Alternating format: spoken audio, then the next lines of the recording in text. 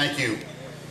Before I speak on behalf of our veterans, I do see a black ribbon behind me that reflects September 11th of 2001. Much to my surprise, we've got some very special guests here today. They're personal friends of mine. I consider them family. United Flight 93 was one of the four aircrafts that were hijacked on September 11th. United Flight 93 was headed to the United States Capitol,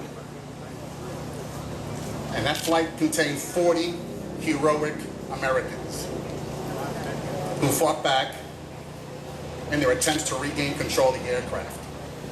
That plane crashed in Shanksville, Pennsylvania. This past September 11th, I was given the honor of reading 5 names at the Flight 93 Memorial in Pennsylvania. Well, today,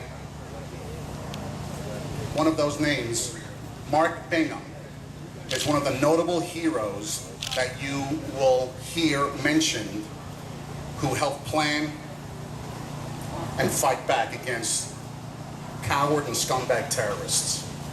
Well, today, his parents are here in your presence. Jerry and Karen Bingham, please rise.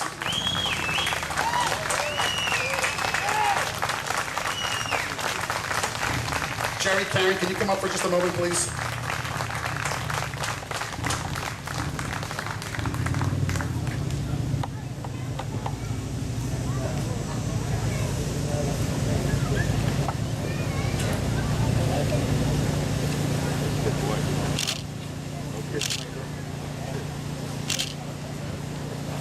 I'm going to have Jerry just say a few words. Again, Mark Bingham is his son. Jerry.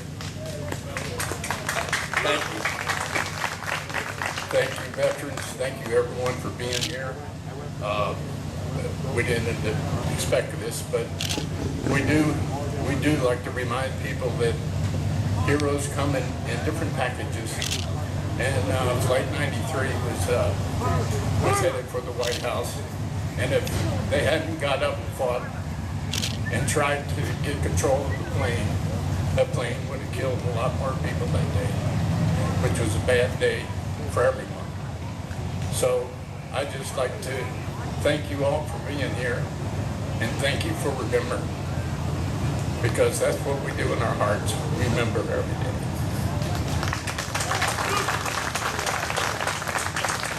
There's a total of 527,465 cases that are still pending. Our veterans are waiting for medical attention. Meanwhile,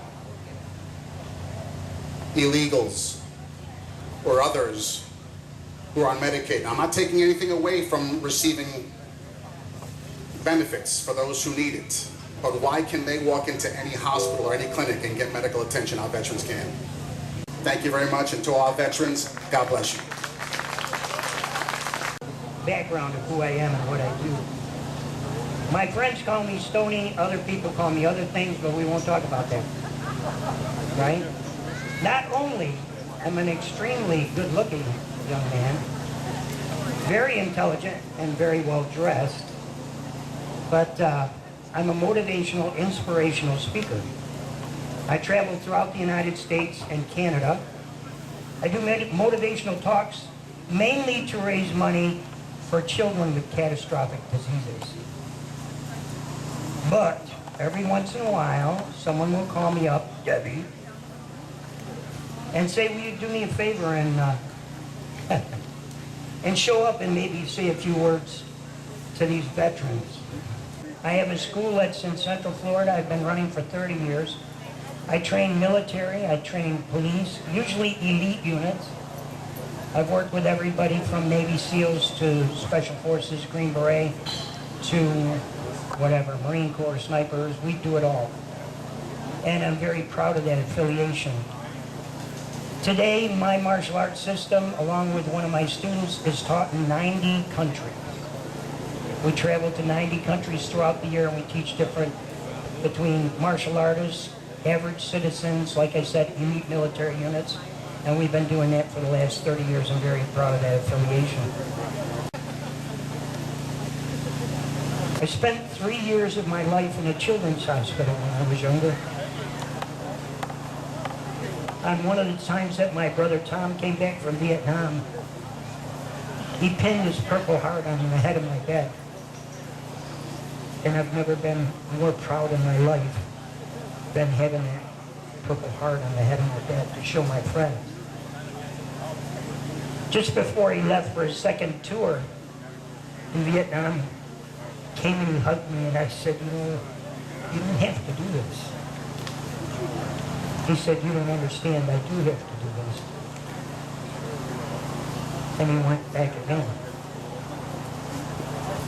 I lost 2 cousins and some other family members in Vietnam, and have always wondered why God spared me from the horror of war. And I never felt like I could sit in the same room as some of those people. And today, when we train them, I'm very humbled by the fact that they include me in their group. It's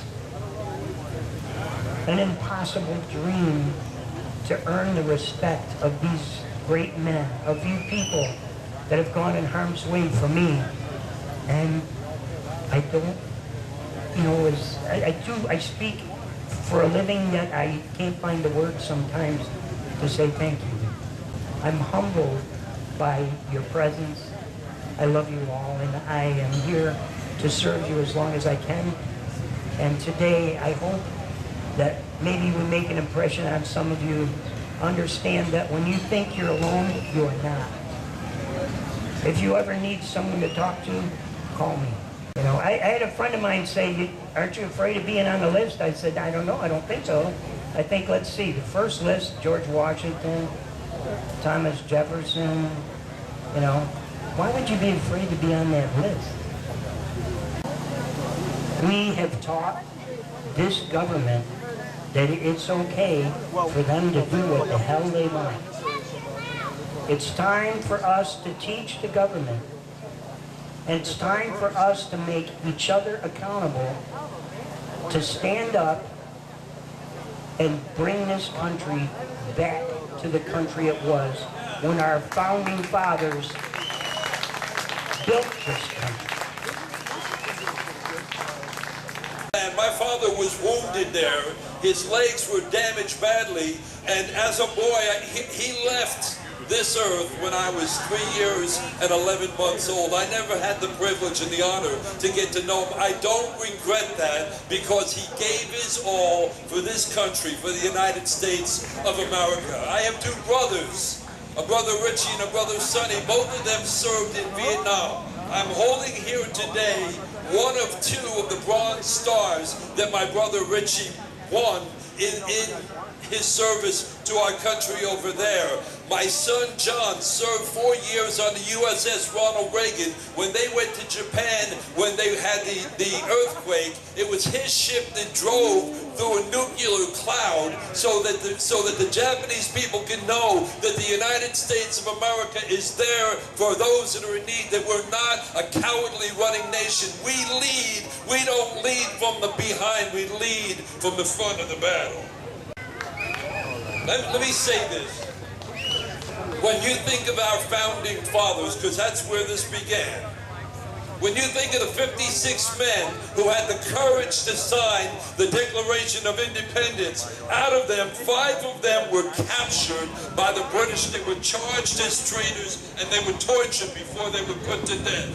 12 of them had their homes ransacked and destroyed. 2 of them lost their sons serving in the American Revolutionary Army. 2 others had their sons captured. 9 of them, 9 of the 56 themselves, died from the wounds that they received fighting for this country. And we just read a moment ago, they signed their pledge, their lives, their fortune, and their sacred honor. And no American soldier who's ever fought has ever given any less than 150% of the very same thing. the battle that took place at Fort McHenry. When our men fought there that day, if that flag would have fallen that day, the British out in the harbor saw that as a sign of surrender. The war would have been over. You and I would not be standing here today. We would be subjects of Great Britain. But the story in history says this, that as that fort were bombarded all through the night, and Francis Scott Key was aboard a deck in a ship in the harbor, he recorded his emotions. What he saw through the night was a bombardment like nothing anybody had ever seen before.